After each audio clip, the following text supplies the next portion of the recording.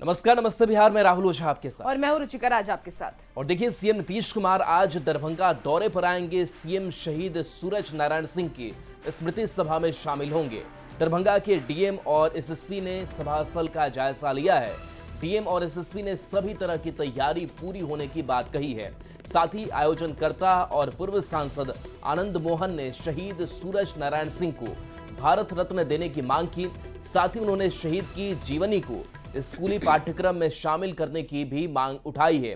तो सीएम नीतीश कुमार का आज दरभंगा दौरा होने वाला है और काफी महत्वपूर्ण दौरा है। शहीद सूरज की स्मृति सभा में सीएम शामिल होंगे, जिसकी तैयारियों की तस्वीर आप तक पहुंचा रहे हैं। डीएम एसएसपी भी सभा स्थल पर पहुंचे और वहां पर जायजा लिया। शहीद सूरज को भारत रत्न देने की भी मांग है।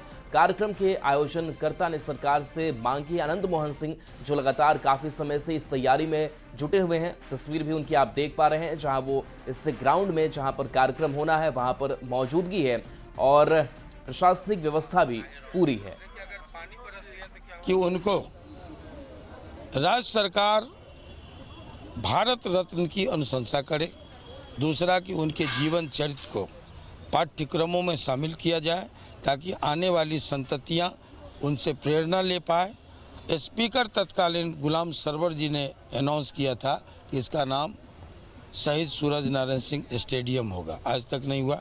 उन्होंने दूसरी घोषणा की थी कि ललित नारायण मिथिला विश्वविद्यालय में शहीद सूरज नारायण सिंह चेयर की स्थापना होगी, वो भी नहीं हुआ।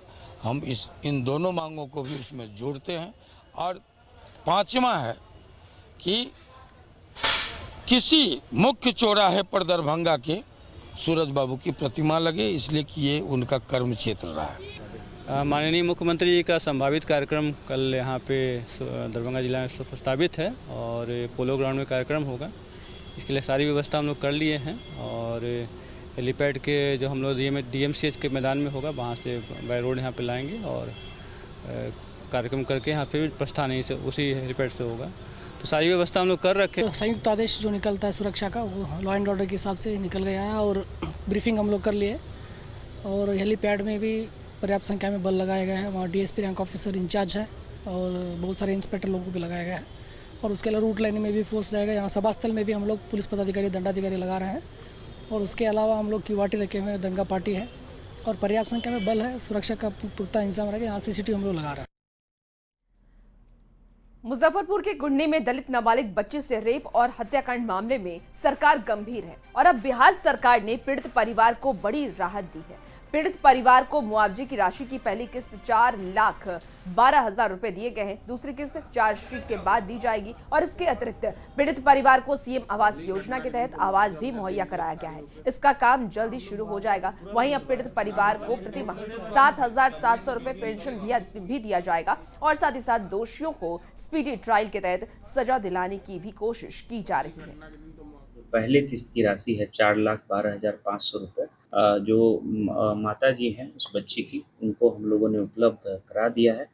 इसके अलावा 7,700 रुपये प्रति माह परिवार को पेंशन भी स्वीकृत किया गया है मेरे द्वारा। मुख्यमंत्री ग्राम आवास योजना के तहत एक आवास भी स्वीकृत किया है और बीडीओ को यहाँ से निर्देश दिया गया है कि जल्दी ही उसमें काम शुरू करवा करके उस आवास को भी पूर्ण करा दें। मुजफ्फरपुर की दलित बच्ची से रेप और हत्या मामले को लेकर नेता प्रतिपक्ष तेजस्वी यादव भी सरकार पर हमलावर हैं। तेजस्वी यादव ने लॉ एंड ऑर्डर के साथ स्वास्थ्य व्यवस्था पर भी सवाल उठाए हैं। तेजस्वी यादव ने पीएमसीएच में बच्ची की मौत को लेकर सवाल खड़े किए हैं। साथ ही इसमें कार्रवाई को दिखावा बताया है। झूठा जो कार्रवाई अमंगल पांडे जी ने किया है, इसका पर्दाफाश जो है किया जाए। आखिर क्यों नहीं आईएएस ठाकुर को निकाला गया और जिस पे हमने कार्रवाई की थी वो वापस कैसे आ गया? फिर दिखावटी कार्रवाई के लिए आप उसको बाहर कर रहे हो। असल में ये पूरा खेल आईएएस ठाकुर को बचाने का है और नोट कर लीजिए, जब तक पीएमसीएच का निर्माण चलता रहेगा 5,000 करोड़ का, तब तक आईएएस ठाकुर को ये लोग नहीं निकालने वाले। तेजस्वी यादव के आरोप पर डिप्टी सीएम सम्राट चौधरी ने पलटवार किया है। तेजस्वी यादव ने ये कहा कि लालू परिवार ने बिहार को लूटा है, जबकि नीतीश कुमार के शासनकाल में विकास कार्य हुआ। जो होती है, लालू प्रसाद जी का परिवार का चेहरा क्या है? लुटेरा। पूरा परिवार ने बिहार को लूटा है। लालू जी को बिहार में पंजीकृत अपराधी कहा जाता है, तो स्वाभाविक है उनको जो अपना चरित्र है वो दूसरे को लगता है। 20 साल से नीतीश कुमार की सरकार चल रही है, एक आरोप आज तक लगाने का काम आरजेडी सरकार नहीं कर पाई। आप समझिए कि नीतीश जी के शासनकाल के ही उपलब्धि को तेजस्वी दिखाते, अपने पिताजी माताजी के उपलब्धि नहीं दिखाते। तो ये तो प्रमाण है कि विकास नीतीश जी के राज में हुआ, सुशासन नीतीश कुमार के शासन में हुआ, और गुंडागर्दी और अपराधीकरण लूटने का काम यदि किसी के राज में हुआ तो वो लालू जी के राज में। मुजफ्फरपुर रेप की घटना और पीएमसीएच की लापरवाही को लेकर बिहार के डिप्टी सीएम विजय सिन्हा ने बयान दिया। उन्होंने कहा कि दोषियों को बख्शा नहीं जाएगा। मामले में जिनकी कर्तव्यहीनता स्पष्ट दिखाई पड़ी है उन पर भी एक्शन होगा। साथ ही उन्होंने कुर्नी और तुर्की दोनों जगह जाने की भी बात कही। कि संज्ञान में आने के बाद पूरी एक्शन में है, कार्रवाई भी हो रही है। दोषी लोग बख्शे नहीं जाएंगे। जिनकी कर्तव्यहीनता स्पष्ट दिखाई पड़ी है उन पर एक्शन होगा। और मैं बता दूं कि आज कुर्नी के अंदर या तुर्की के अंदर जो घटना घटित हुआ है दोनों बलात्कार के मामले में, कल मैं खुद वहां जाऊंगा।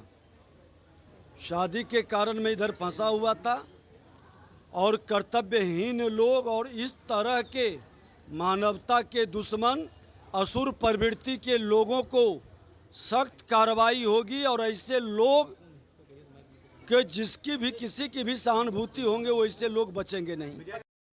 मुजफ्फरपुर की रेप पीड़िता की पीएमसीएच में हुई मौत के मामले में केंद्रीय मंत्री और लोक जनशक्ति पार्टी रामविलास के अध्यक्ष चिराग पासवान ने सीएम नीतीश कुमार को पत्र लिखा है। चिराग पासवान ने आपराधिक घटना और लॉ एंड ऑर्डर पर सवाल उठाया है और मुजफ्फरपुर बालिका रेप कांड मामले में सख्त कार्रवाई की मांग भी की है।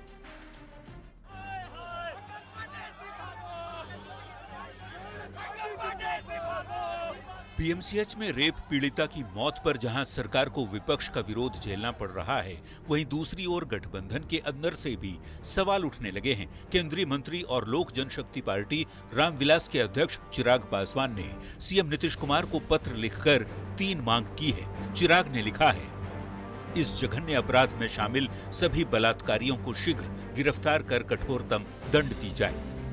पीएमसीएच अस्पताल प्रशासन, डॉक्टरों और स्टाफ की भूमिका की उच्च स्तरीय न्यायिक जांच कराई जाए और इलाज में जानबूझकर देरी और अमानवीयता दिखाने वाले कर्मियों के विरुद्ध आपराधिक और विभागीय कार्रवाई की जाए। हम लोग बिहार सरकार के कानून व्यवस्था के साथ साथ स्वास्थ्य के लचर व्यवस्था पर सवाल खड़ा करते हैं।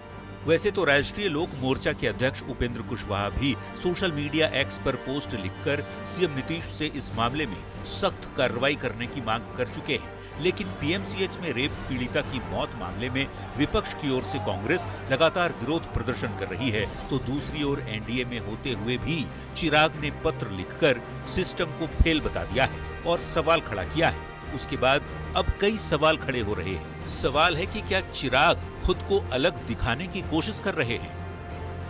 न्यूज़ 18 के लिए पटना से रवि एस नारायण के साथ ब्यूरो रिपोर्ट। मुजफ्फरपुर में नाबालिग दलित लड़की से रेप और उसकी हत्या मामले में केंद्रीय मंत्री चिराग पासवान ने बिहार के सीएम नीतीश कुमार को चिट्ठी लिखी है, जिस पर नेता प्रतिपक्ष तेजस्वी यादव ने तंज कसा है। तेजस्वी यादव ने कहा कि पत्र लिखना दिखावा है, अगर उनकी बात नहीं सुनी जाती तो इस्तीफा क्यों नहीं दे देते। में कौन लोग हैं? एनडीए है ना सरकार में। चिराग जी की पार्टी एनडीए में है, नीतीश जी की पार्टी एनडीए में है, बीजेपी एनडीए में है। ये लोग एक दूसरे को पत्र लिख रहा है, ये सब नौटंकी हो रहा है। इस पे इतना निर्मम हत्या किया गया और सिस्टम द्वारा जो है उसकी मौत हो गई। ये नौटंकी क्या कर रहे हो भाई? बाहर निकलो, सरकार से इस्तीफा दो अगर तुम्हारी कोई नहीं सुन रहा। और इसी बीच बड़ी खबर पटना से सामने आ रही है, जहां पीएमसीएच में लापरवाही मामले को लेकर के बिहार बीजेपी अध्यक्ष का बड़ा बयान सामने आया है। रेप पीड़ित की मौत मामले में एक्शन को कहा गया है। आपको बता दें कि एसकेएमसीएच और पीएमसीएच में कार्रवाई हुई। पीएमसीएच के प्रभारी उपाधीक्षक सस्पेंड कर दिए गए हैं। एसकेएमसीएच के अधीक्षक भी सस्पेंड किए गए। 20 दिन के भीतर रेप के दोषी को सख्त सजा मिलेगी। बड़ी खबर आपको बता रहे हैं, डीजीपी ने सरकार को भरोसा दिलाया है। बड़ी खबर, पीएमसीएच की लापरवाही की वजह से जिस बच्ची की मौत हुई थी उसको लेकर के अब एक्शन लिया गया। बिहार सरकार ने त्वरित कार्रवाई करते हुए पटना मेडिकल कॉलेज के प्रभार के जो डिप्टी सुपरिटेंडेंट थे और एसकेएमसीएच के जो सुपरिटेंडेंट थे, दोनों को निलंबित किया है। और साथ ही डीजीपी ने स्पष्ट तौर पर कहा है कि 20 दिन के अंदर हम ट्रायल चला करके और सजा दिलाने का काम करेंगे। नीतीश कुमार जी का शासन कानून के राज में किसी भी अपराधी को किसी भी परिस्थिति में उनको छोड़ा नहीं जाएगा, बख्शा नहीं जाएगा। और पटना से बड़ी खबर, जहां न्यूज 18 की खबर का असर हुआ। एमबीबीएस डॉक्टरों का कॉलेज आवंटन किया गया है। विदेश से एमबीबीएस की डिग्री लेकर के डॉक्टर आए हैं। इंटर्नशिप और कॉलेज आवंटन को लेकर के परेशान थे, लेकिन अब इनका आवंटन कर दिया गया है। बीसीएमआर कार्यालय में 2 दिनों तक प्रदर्शन किया गया था। न्यूज 18 ने मुहिम चलाई, जिसके बाद से स्वास्थ्य विभाग एक्शन में आया। सभी 400 से ज्यादा डॉक्टरों की लिस्ट जारी कर दी गई है। सभी डॉक्टरों ने न्यूज 18 को धन्यवाद दिया है। तो बता दें कि इंटर्नशिप को लेकर के जो परेशान थे, जिनका प्रदर्शन चल रहा था, न्यूज 18 ने इस खबर को प्रमुखता से दिखाया था।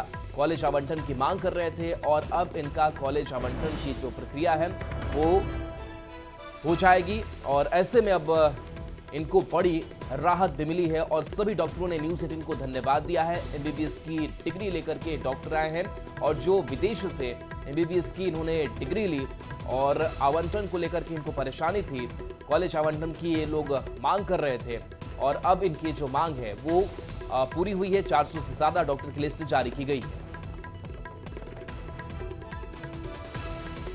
तेजस्वी यादव ने साल 2025 में महागठबंधन की सरकार बनने पर माई बहन मान योजना के तहत महिलाओं को हर महीने 2,500 रुपए दिए जाने का ऐलान किया था और उसके बाद कांग्रेस ने भी माई बहन मान योजना का अलग से ऐलान किया। इसे लेकर के रजिस्ट्रेशन भी शुरू कर दिया गया है। अब ऐसे में सवाल ये है कि जब आरजेडी और कांग्रेस साथ है तो फिर योजना की अलग अलग घोषणा क्यों की जा रही है? वहीं पूर्णिया सांसद पप्पू यादव ने कांग्रेस को बिहार में अकेले चुनाव लड़ने की नसीहत दी है। ये रिपोर्ट देखिए। हम तो कहेंगे कि कांग्रेस को अकेले चुनो, पूरा बिहार देख रहा है, हमसे व्यक्तिगत पूछिएगा। निर्दलीय सांसद पप्पू यादव के इस बयान के सियासी मायने हैं। कांग्रेस के समर्थक आरजेडी की आंखों में खटकने वाले सांसद पप्पू यादव कांग्रेस को लेकर ऐसा बयान दे देते हैं जिससे महागठबंधन की एकता कटघरे में आ जाती है। पहले उन्होंने राहुल गांधी के हाथ में नेतृत्व सौंपने की मांग की थी, अब तो उन्होंने ये कह दिया है कि कांग्रेस को आरजेडी से अलग अकेले चुनाव लड़ना चाहिए। 13 करोड़ जनता को बचाना है ना, तो कांग्रेस को अकेले सभी जात वर्ग धर्म गरीब, जिस तरीके से Rahul ji EBC OBC ST SC संविधान और गरीबों की इकोनॉमी की बात कर रहा है, मुझे लगता है कि कोई नई रास्ते तो अख्तियार और कांग्रेस को अकेला राह दिखना चाहिए। दरअसल बिहार की सियासी गलियारों में हाल के दिनों में जो सियासी घटनाक्रम हुए हैं उसे देखकर आरजेडी और कांग्रेस के बीच चल रही सियासी खींचतान को समझा जा सकता है। माई बहन मान योजना पर कांग्रेस और आरजेडी के बीच क्रेडिट लेने की होड़ मची है। चुनावी साल में तेजस्वी यादव पहले माई बहन मान योजना के तहत महिलाओं को हर महीने 2500 रुपए देने का ऐलान करते हैं, जिसके महीनों बाद कांग्रेस ने भी यही घोषणा की और अब इसे लेकर रजिस्ट्रेशन भी शुरू हो गया है। महागठबंधन की तरफ से कांग्रेस पार्टी की तरफ से अवगत कराने के लिए हम आए हैं और जितना हम समझ रहे हैं महिलाएं महंगाई से बहुत त्रस्त हैं और उनको इससे राहत मिलेगी, उनको फायदा मिलेगा। सवाल उठता है कि जब कांग्रेस और आरजेडी साथ हैं, तो फिर अलग अलग घोषणाएं और चुनावी वायदे क्यों हो रहे हैं? इसे लेकर एनडीए के नेताओं ने भी तंज कसा है। जिन योजनाओं की बात राजद की तरफ से होती है या जिन समाज के लोगों को राजद के लोग टारगेट करते हैं, कांग्रेस पार्टी भी उसी रास्ते पर चल देती है। अब तेजस्वी जी की माई बहन योजना को टारगेट कर रही है कांग्रेस पार्टी, और यह सारा तमाशा राजद के लोग भी देख रहे हैं, बिहार की आम आवाम भी देख रही है। माई बहन सम्मान योजना के लिए कांग्रेस द्वारा महिलाओं का रजिस्ट्रेशन तो ऐसा ही है जैसे गाछे कटहल उठे तेल। चुनाव का समय नजदीक आते ही कांग्रेसी दिन में मुंगेरी लाल के सपने देखने लगे हैं। चुनाव देखते ही कांग्रेसियों को बिहार के बहन बेटियों और महिलाओं के मान सम्मान की चिंता सताने लगी है। सत्ता पक्ष के नेताओं के तंज पर कांग्रेस और आरजेडी के नेताओं ने भी पलटवार किया है। ये कांग्रेस पार्टी की योजनाएं हैं और कॉमन मिनिमम प्रोग्राम में हमने मीटिंग में तय किया कि हम अलग तरीके से अलग अपनी योजनाओं का प्रचार करेंगे। बिहार की महिलाओं को महागठबंधन सरकार बनते ही 2500 रुपये प्रतिमाह माई बहन मान योजना के तहत देने का कार्य करेंगे, और इसमें सभी दलों की सहमति है और सभी दलों के द्वारा इस संबंध में अपने पार्टी के स्तर से कार्यक्रम चलाए जा रहे हैं। विपक्ष के नेता भले ही एकजुटता का दावा कर रहे हों, लेकिन कांग्रेस को अकेले चुनाव लड़ने की पप्पू यादव की नसीहत से कई सवाल उठ रहे हैं। पटना में कई बार हुई मैराथन बैठकों के बाद भी तेजस्वी को सीएम के चेहरे के रूप में घोषित नहीं किया गया। जब कन्हैया की यात्रा हुई तो आरजेडी के एक भी नेता शामिल नहीं हुए। ऐसे में सवाल उठना लाजमी है कि क्या कांग्रेस सीट बंटवारे को लेकर कोई प्रेशर पॉलिटिक्स कर रही है, या फिर बिहार में कांग्रेस एकला चलो की राह अपनाना चाहती है। न्यूज़ 18 के लिए पूर्णिया से संवाददाता कुमार प्रवीण के साथ पटना से रजनीश कुमार की रिपोर्ट। खबर खगड़िया से, जहां बिहार सरकार के स्वास्थ्य मंत्री मंगल पांडे बीजेपी कार्यालय पहुंचे। इस दौरान बीजेपी कार्यकर्ताओं ने उनका स्वागत किया। इस दौरान स्वास्थ्य मंत्री ने मानसी प्रखंड की में 13 करोड़ की लागत से बने सामुदायिक स्वास्थ्य केंद्र का उद्घाटन किया। उन्होंने 11 prefab health and wellness centre का भी शिलान्यास किया। स्वास्थ्य मंत्री ने कहा कि पीएम का जो सपना है देश को स्वस्थ बनाने का, बिहार को स्वस्थ बनाने का, इसी कार्य के तहत स्वास्थ्य सेवा को गांव तक विस्तार किया जा रहा है। सेवाओं का विस्तार गांव तक, और जो व्यवस्थाएं जिला अनुमंडल और प्रखंडों में है उसका सुदृढ़ीकरण, बेहतर और व्यवस्थाओं को करने के कार्य में हम सब लोग अपने मुख्यमंत्री नीतीश कुमार जी के नेतृत्व में लगे हुए हैं। आदरणीय प्रधानमंत्री जी का सपना है इस देश को स्वस्थ बनाने का, बिहार को स्वस्थ बनाने का, और उसके लिए जो सुविधाओं और व्यवस्थाओं का विस्तार करना है वो करने में आज खगड़िया आया हूँ। आज यहाँ भी सीएचसी सहित कई अस्पतालों के उद्घाटन और शिलान्यास। खबर अब दरभंगा से है, जहां आरएसएस की तुलना पाकिस्तान से करने पर उप मेयर नाजिया हसन की अब मुश्किलें बढ़ गई हैं। वार्ड पार्षद सोनी पूर्वे ने नाजिया हसन पर नगर थाना में एफआईआर दर्ज करवाया है। आवेदन में गंभीर आरोप लगाते हुए पाकिस्तान से उप मेयर का कनेक्शन होने की बात कही है।